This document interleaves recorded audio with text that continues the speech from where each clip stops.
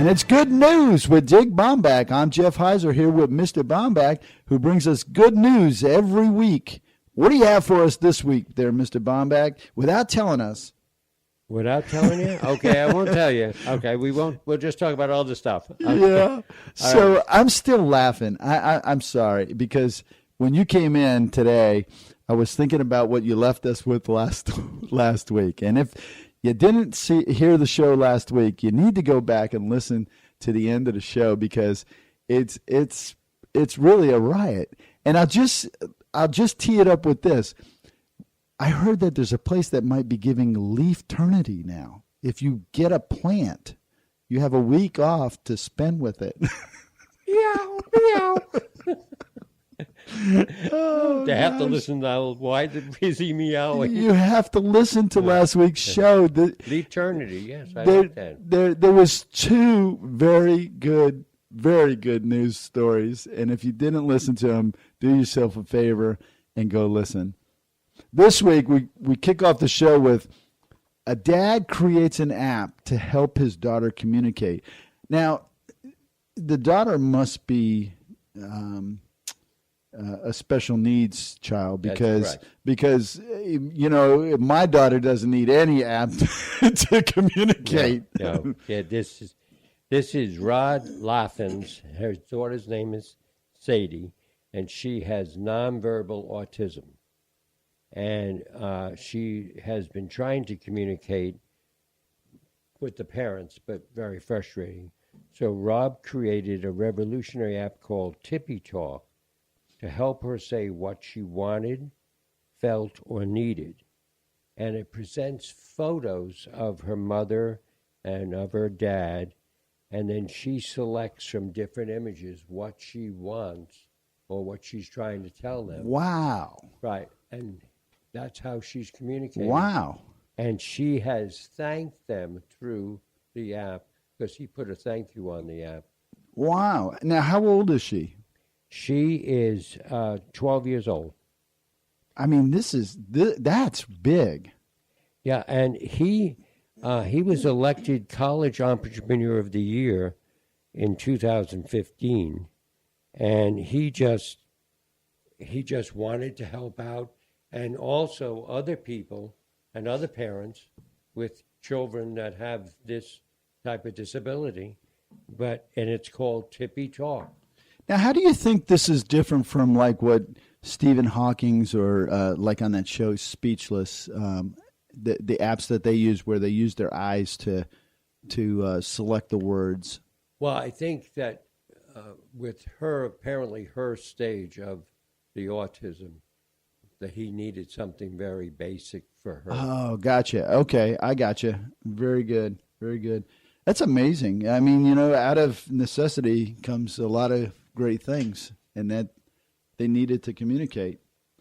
Your next one is this was another one that I saw in the news, and I think this is amazing, because it's been questions. A lot of questions have been going around. What Facebook saying, if a police officer was this, would you step in? And this woman, she took action.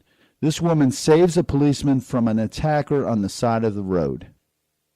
Yeah, this is Vicki Williams Tillman, and she is being hailed as a hero by everybody. The police officer who was involved has not had his name disclosed, but he found 28-year-old Thomas Bennett sleeping in a parked car, and there was drug-related material in the car. He woke him up, and Bennett started just fighting with the police officer. Vicky was driving to a Walmart. Walmart again. Walmart. A couple of weeks ago we had Walmart. And she saw the two men struggling on the side of the road. When she realized the officer needed help, she called the police, and then she gets out of her car and jumps on Bennett's back. Yeah. And when they responded, they were able to take him down with a stun gun. So that's how violent this was. They said that if she wouldn't have come along, that he Right. possibly could have killed this police officer. Exactly right. So she really did save his life. Right. There's no Unbelievable. question. Unbelievable. And she is being treated as really a hero. Wow. That is a hero. You know, to step in like that, and you're just, I mean, Yeah. wow. I know.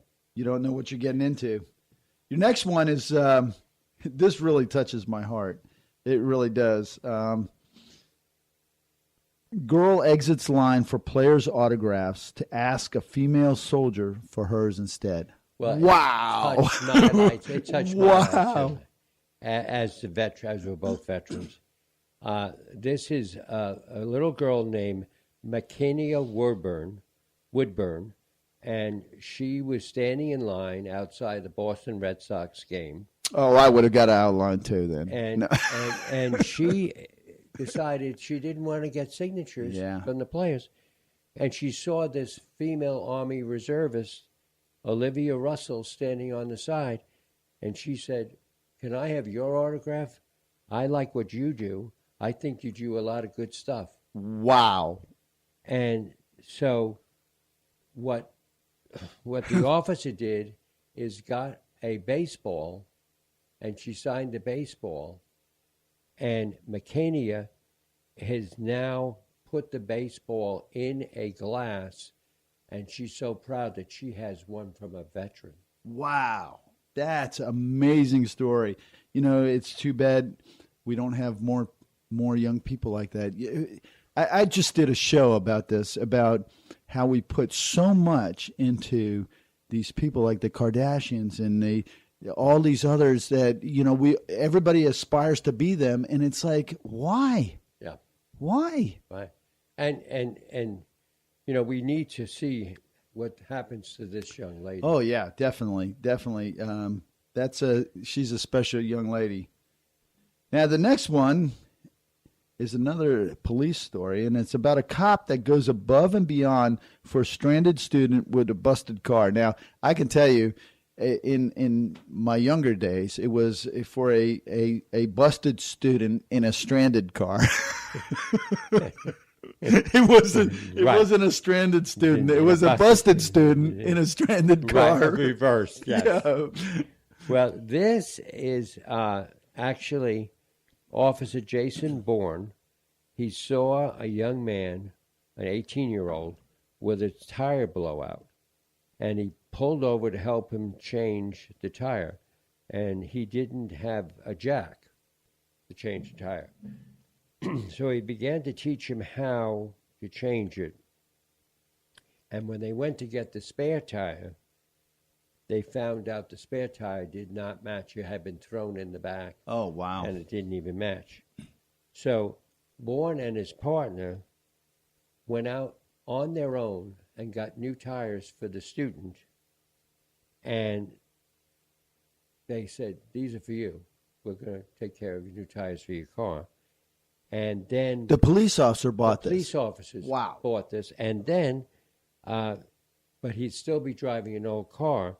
So what they did is they started a GoFundMe page, and they had a goal of reaching $5,000 to help him get a new car. Wow. And so far, $6,900 has been raised. That would have been good bail money.